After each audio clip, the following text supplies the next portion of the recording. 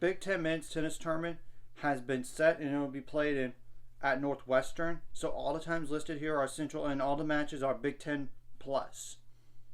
So, and it'll be played from April 25th through the 28th, by the way. So the 9th seed Penn State will take on 8th seed Purdue at 11 a.m. The 7th seed Northwestern will take on the 10th seed Wisconsin at 2 p.m. The 1 seed Ohio State is going to wait and play Penn State or Purdue, while the 4 seed Illinois will take on the 5 seed Nebraska at 11 a.m., which the Ohio State match, by the way, is at 9 a.m. If I didn't mention that already, if I did, I apologize. The 2 seed Michigan will take on either Wisconsin or Northwestern at 1:30 p.m., while the 3 seed Michigan State will take on the 6 seed Indiana at 4 p.m. And obviously the winners of the Ohio State and Illinois matches will play at 11 a.m. on the 27th, while the winners of the Michigan and Michigan State matches will play at 2 p.m. And then obviously both semifinal winners play each other at noon. Now I'm going to explain the importance here. And how many bids do they have technically right now?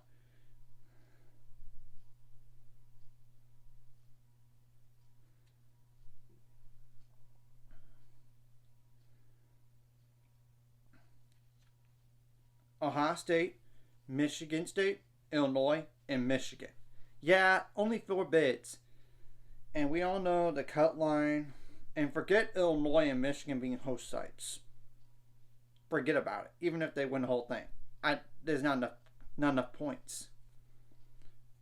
Michigan State, however, they have to find a way to beat Michigan, unlike the last match they played against each other. I mean, and if they do that, they did push Ohio State in that lone meeting this year. Even though it was a 6-1 score, look at all the singles matches. I mean, they were close. And Michigan State even took court 1. And we all know the cut line is 47 teams, so. And it's obviously the last iteration of this before USC, UCLA, Oregon, and Washington join the conference next year. And yeah, Nebraska, Northwestern, Indiana, Purdue, Penn State, and Wisconsin. The only way you're going to get to the NCAA tournament is to win the whole thing. So, I'm just being brutally honest. And even if Nebraska gets on a run in the Big Ten tournament, I just don't think there's enough points necessarily to get there. Unless, obviously, a win over Ohio State would really help. But how likely is it? And Ohio State, I think they're going to be number 1 no matter what. As long as they just have too many points. They have a 7-point difference against the next competitor for the 1 seed. So, yeah, it's not that much. Not many points to be had here unless they play Michigan. Obviously, Ohio State's the only top 8 in the Big Ten. Michigan State, however, if they were to beat Ohio State, which I don't know how likely that is, I would think they would pass San Diego, but I don't know about all the SEC teams in front. That's the only problem. And I think part of the problem is they didn't schedule hard enough. And they were probably thinking, we're just 1 year away from now to become a top 16. But obviously they did have done a great turnaround. So we're going to have to wait and see what happens, but